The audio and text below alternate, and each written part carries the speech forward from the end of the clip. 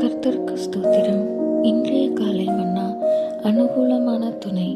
தேவன் நமக்கு அடைக்கலமும் பெலனும் ஆபத்து காலத்தில் அனுகூலமான துணையுமானவர்.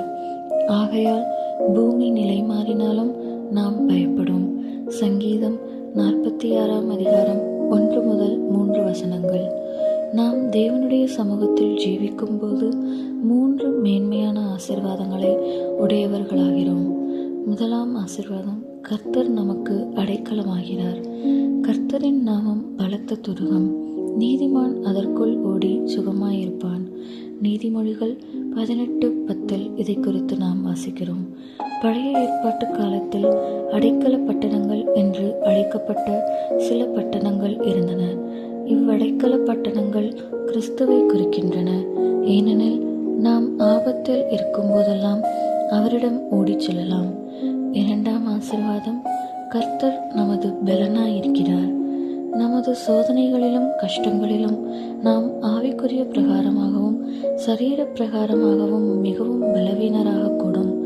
ஆனால் நாம் தேவ சமூகத்தில் ஜீவிப்போமாகில் தேவன் தாமே நமக்கு பலன் தந்து நம்மை அவற்றிலிருந்து வெற்றியுடன் வெளியே வரச் செய்வார். மூன்றாம் ஆசீர்வாதம், ஆபத்து காலத்தில் நம் தேவன் நமக்கு அனுகூலமான துணையாயிருப்பார். ஒருவேளை உடனடியாக நாம் ஆபத்தை விட்டு வெளியே வராவிட்டாலும் அந்த ஆபத்தில் இருக்கையிலேயே சாத்ராக், மேஷாக், ஆபேத்நேகோ ஆகியோரைப் போல நாம் அவரது பரிசுத்தமான பிரசனத்தை உணர்வோம்.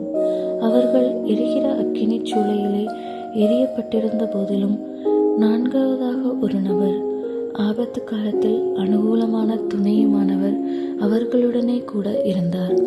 இந்த நான்காவது நபர், அதாவது தேவபுத்திரனுக்கு ஒப்பானவர் நிமித்தமாக அவர்களுக்கு அறவே எவ்வித சேதமும் உண்டாகவில்லை.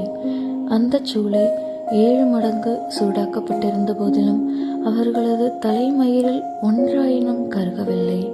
எனவே நாம் தேவ பிரசனத்தில் ஜீவிப்போமாயின் பூமி நிலை பெயர்ந்தாலும் கூட நாம் எதை குறித்தும் சற்றும் பயப்பட வேண்டியதிராது.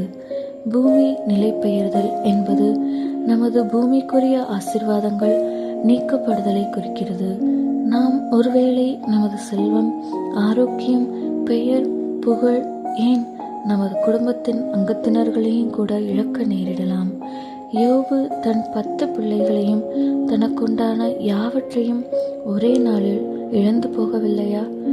ஆனால் இவை ஒன்றும் நம் மன அமைதியை குலைக்க முடியாது. ஏனெனில் ஆபத்து காலத்தில் தேவன் நமக்கு அடைக்கலமும் பெலனும் அனுகூலமான துணையுமாயிருப்பார்.